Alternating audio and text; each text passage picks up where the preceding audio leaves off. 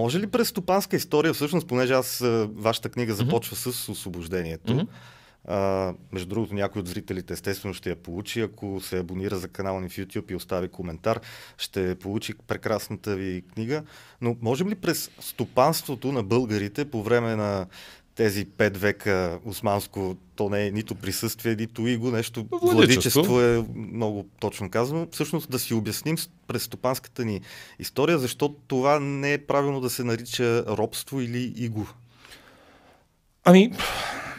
Владичество е такъв термин, който е установен и според мен коректен. Всеки друг термин по някакъв начин носи определен привкус на съвременна пропаганда, не толкова или не толкова много на наука.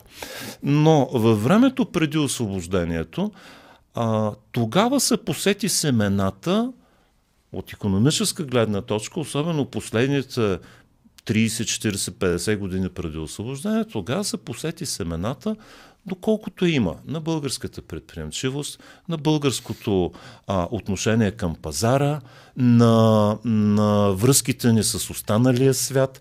В крайна сметка, ако се замислим, онези големи възрожденски центрове, за които всеки се сеща дори на първо четене. Копривщица ли ще е, подбалканските градчета ли ще бъдат, Габрово ли ще бъде. Всички те стават центрове научни, не толкова научни, но центрове на образованието, на културата, на църковното строителство, благодарение на някакъв стопански подем. В крайна сметка, ако посетим Рилския манастир, той е строен точно през 30-те години на 19 век, без да помага държавата, без да има субсидии, а със средства на хора, които трябва да могат да ги отделят.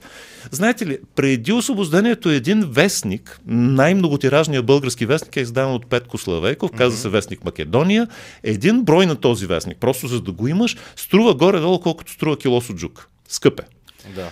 Но този вестник е като стопанска единица съществува. Тоест, очевидно хората са имали, освен духовната потребност да четат, имали са и материалната възможност да си го позволят. Вярно, може да си купят само един вестник и всички да го четат в читалището. Да.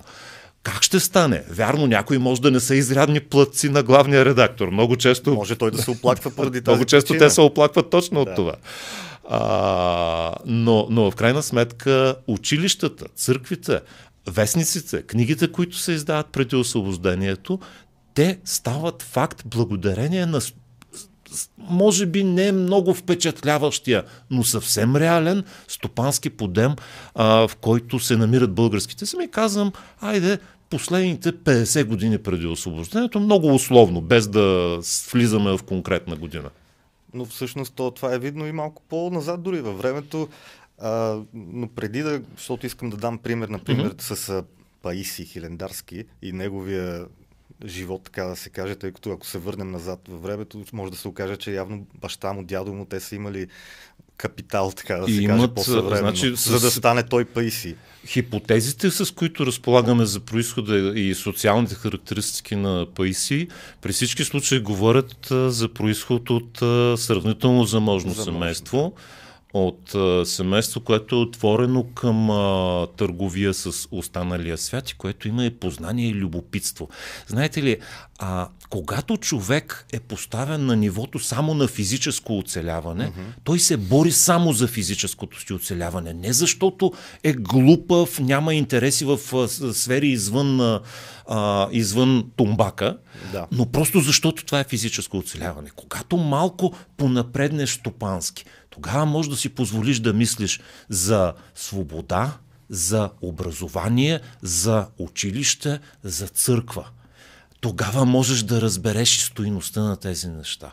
Без икономиката да е първостепенен фактор, но тя е задължителен, няма как да станеш свободен, ако бъдеш като общество, едно общество, ако бъде принудено да стои на нивото само на физическото си оцеляване.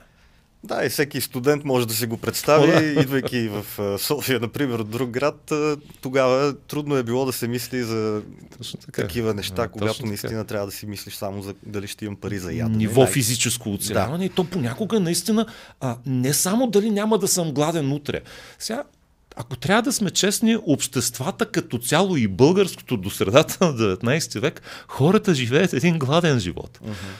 Хранят се в средновековието и средновековна България, дори времето Златния век на Симеон, най-много по 2 пъти на ден да са се хранили. При това с много ограничен калориен прием. Затова е, между другото, през средновековието, включително българското средновековие, ако видиш човек, който е висок около 1,80 м, го смяташ за гигант, защото този човек се е хранил добре в ранна детска възраст, оцелял е от различни болести и е успял да стане 1,80 м. Такива са били есеневци, например. Много рядко се срещат такива. Общо взето живота до средата на 19 век, включително и на българите, е бил доста гладен. Да, затова Наполеон не е нисък, той със среден ръст той за тогава, от наша гледна точка, той изглежда нисък, но за времето си не е така. Но дори и за българите е така. И не случайно, именно поради огромен разгул дори на храна, са се демонстрирали именно такива възможности. Ако пък и дори има разточителство на храната, още по-богат. Това могат да го направят най-богатите. Да. Но ние обикновено, като си говорим за миналото, си представяме, че всички ще бъдем или всички ще живеем като цар Симеон Велики, като Иван Асен, като Калоян.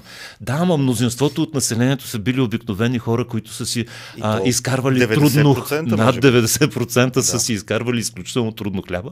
За тях живота е бил доста тежък и пак казвам, гладен, включително и за българите, до към средата на 19 век. Ние сме земеделска. Включително за една нация, която тогава се формира, е предимно земеделска. Между другото, това формира до голяма част и икономическата ни култура тогава, след освобождението до ден днешен. Ние, тъй като дълго време като нация сме формирани като земеделска нация, някак си гледаме с подозрение на търговията, за разлика, примерно от гърците. Да. Някак си малко трудно се наемаме да станем предприемчиви, защото съвременното предприемачество е свързано с търговска дейност, рискове и така нататък. Някак си един такъв, некога наречен здрав стопански консерватизъм ни държи, което има и плюсовете си и минусите си. Иначе, ако говорим за времето на османско владичество, има ли някакъв паралел да се направи между силата на Османската империя в този период и благосъстоянието, така да кажем, на българските граждани тогава? Защото знаем, че и Османската империя има свои възходи и падения и когато всъщност настъпва един такъв крах почти на нея, ние успяваме тогава да се освободим. Значи Османската империя е в криза тогава, когато в криза на публичните финанси, в военна криза, в административна криза, тогава, когато ние тръгваме като нация, нашите предци, не ние с вас, нашите предци тръгват по света. Но въпреки всичко не бива да подценяваме и средата, която създава самата Османска империя. Те правят, особено през 19 век, умишлени усилия да се модернизират, приемат такива закони, които може да не се прилагат, но поне имат намерението да се прилагат, които създават една малко по-така действена среда на икономически просперитет. Иначе, когато Османската империя е силна, да кажем в периода 15-17 век, тогава това е периода на нейното наистина много сериозно могъщество. Какво можем да кажем съвсем накратко за тогавашния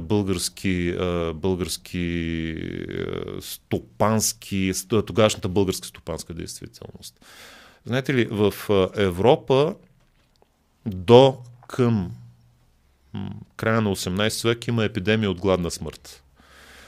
Не са масови. Последните са в Финландия, между другото 60-те години на 19 век, преди това в Ирландия средата на 19 век. Само да вметна, той в Китай през 100 години обикновено има огромен глад. Сега, по българските земи, дори когато Османската империя е изключително могъща, епидемия от гладна смърт няма. Тоест оцеляват българите, но така е устроена империята, че няма и хора, които във времето на нейното могъщество говорим, няма хора, които могат да реализират предприемачески възможности, да позабогатеят малко, защото някои отличили се малко повече от другите с способности, с качества.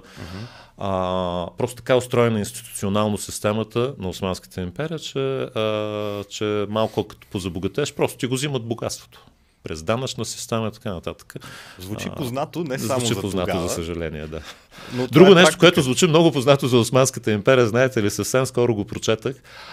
И това е един много внимателен наблюдател го казва, може би 20 години преди освобождението, посещава българските земи, когато са в Османската империя. Той каза, сега, бакшиша в цял свят има голяма власт. Тук обаче е пълноценен управляващ, основна управляваща сила. За съжаление, това, което виждам, нали, през бакшиш, всички, вероятно, наши зрители ще разберат за какво става дума, но наследници на Османската империя, като че ли много положителна еволюция не са преживели. И тук продължава много често бакшиша, или да кажем през формата на корупция от средата на 19 век до края на до началото на 21 век, като че ли да е управляваща сила. То за това ние, за съжаление, сме наследници на Османската империя, а не на австро-унгарската или на британската, например. Не, че там няма бакшиш. Но това казва човека и това е нюанса. Той навсякъде е много силен. Ама навсякъде бакшиша или корупцията има. Много е силна. Обаче е важно да не я допуснем да бъде управляваща сила. Всевластна или напълна управляваща сила. Но все пак, може би, вие говорихте за много силния период на Османската империя. Примерно 18-19 век вече има някакви промени там и всъщност има и отношение на Османската империя към това как света гледа на тях, особено 19 век ми се струва в началото. Постепенно, разбира се, Османската империя изпада в своята си криза. Всяка империя преживява този мащаб. Най-голямата, най-тежката криза всъщност е края на 18 началото на 19 век, когато фактически тя изглежда, че се е разпаднала, но оцелява. Затова и не трябва да се подценява самата империя, било като икономически, като социални или като политически възможности. Всяка една империя е трупане на огромно знание. Да можеш да управляваш най-разнообразни нации и народи с различен произход, различна религия, нещо много сериозно. Иска се много сериозен капацитет. Тя почва да го губи. И в края на 18 началото на 19 век наистина като че ли е на ръба да се разпадне, не се разпада, започват реформи, а в това време, покрай кризата нейната, българите се посъживяват. Българите лека по лека тръгват. Да, не става изведнъж. Раждат се първите наши предприемачи, първите малко по-сериозни фирми, които излизат извън рамките на Османската империя, за да може няколко години преди освобождението да имаме български търговски фирми, които стигат до Съединените щати и изнасят розово масло, например. Което е страхотен пример. Което е постижение. Разбира се, че е постижение. Не трябва да ги надценяваме, но не трябва да ги подценяваме тези хора. Напротив, те си заслужават, говоря за предприемачите български преди освобождението, те си заслужават своето уважение, защото тръгват от много ниска точка. Наистина началото им е много трудно. Наистина се учат се добре, правят и грешки. Обикновено забравяме, че тези предприемачи, за които много често си говорим, тези предприемачи, той пътя им не е осеян с рози. Много от тях фалират, губят си живота, някои от тях, да не говорим, че и парите ще си загубиш, и авторитета и така нататък. Но знаем за онези предприемачи, които са успешни. Те остават в историята, разбира се, но трябва да сме наясно, че има си и хора, които грешат. И биват наказвани за своите грешки. И за това нещо се наказва, да. Пазара не прощава. Да, това е безпристрастен всъщност фактор. Да, факт. Но пък има го това, вие казахте, зародиш на предприемачество.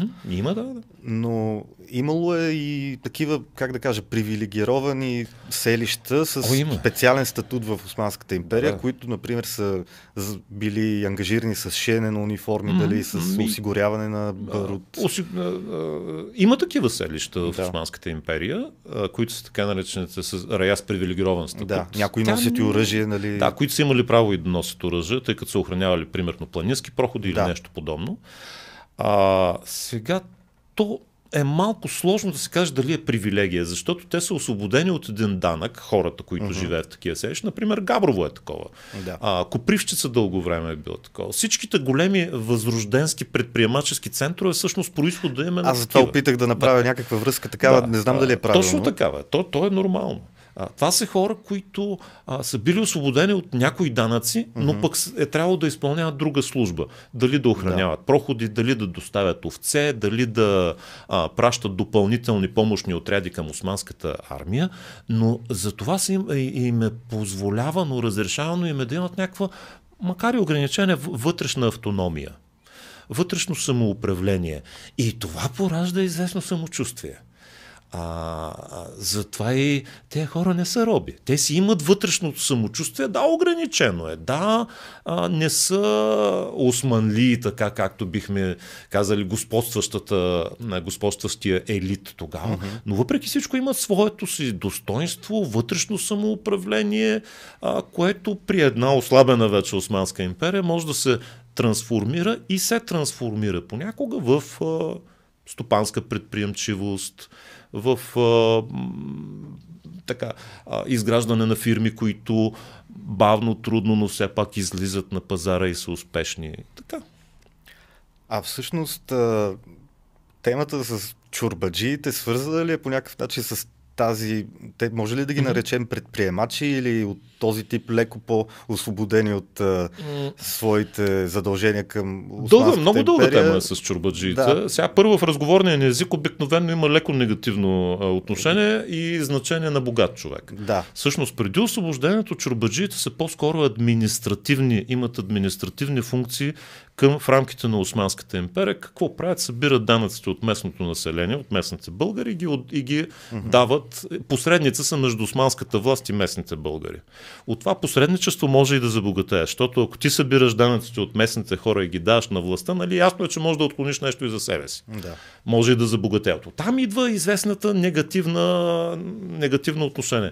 От друга страна обаче, ако загледаме всички църкви, които са построени 30-те години на 20 век, всички училища, които започват да се отварят, те стават благодарение на чорбаджиите.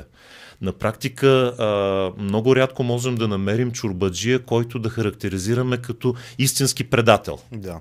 Като човек, който е вършил бели спрямо изцяло, предавал и така нататък своите сънародници. Така че предприемачи в чистия вид, това, което в съвремето разбираме предприемач, не. Но по-способни хора, да. Някои от тях, после думата, тъй като това са по-способни, думата се налага и на човек, който е едър собственик. Но значението на чорбаджия е друго, по-скоро посредник между властта и населението, който благодарение на това посредничество някой път успява да забогатее, но пък има авторитет пред властта. Ако трябва да поискаш разрешение да строиш църква, няма да отиде обикновения селянин, който много често е неграмотен, няма достъп до представителите на властта, ще отиде човека, който е с авторитет и ще каже, искат моите съселени да си строят църква, ще пусне подкупа където трябва и на който трябва, бакшиша, за който говорихме, и ще получи... И рушвета също И ще получи съответното разрешение. Така е с училищата, така е с църквите. Вече от един период, малко последните години преди освобождението, те губят този си авторитет, защото се появяват друг елит, интелектуален. Ботев ще започне да ги критикува и да нарича чорбаджиите с най-лошото. То заради Ботев, може би, или дори... неговия авторитет, неговата силна публицистика наистина привнася известен негативизъм. Той за времето си вероятно е бил оправдан. Публицистиката и страстта, която той влага, е вероятно оправдана, но ако трябва обективно да си ги оценим, не можем да кажем, че това са нашите предатели, богати, лоши, които са вършили само били. Напротив, да, и това според мен е важно, защото и вие описахте, но като че ли и аз съм оставил с такова впечатление от... Аз затова давам пример, дори може би за приказки за Хитър Петър или Чудомир, дори... Те не, че не са реални за менталитета по това време, може би, но наистина чорбаджия едва ли не е дори леко символ на... Такъв негативен негативен оттенък има думата и до ден днешен. Аз съм чувал и до ден днешен с това за днешни хора да се използва. Богат, себичен, който обикновено експлоатира другите. Но всъщност мястото и ролята на чорбаджията по никакъв начин. Между другото, правени са такива изследвания, наистина, които установяват, че тези хора трудно можем да намерим от тях предател. За разлика от това, може да намерим предател от обикновения народ, сред обикновения народ. Между другото, априлското въстание, ако си припомним, то започва в 4-ти революционен окръг с предателство на обикновен човек. Да. И завършва и убийството на Бенковски е предателство на обикновен човек. И ако следим така цялата трагична история около априлското въстание, ще видим колко много предателства има. Да, и никой да не пита Стамболов къде е бил по време защото неудобен въпрос, просто не е за друго.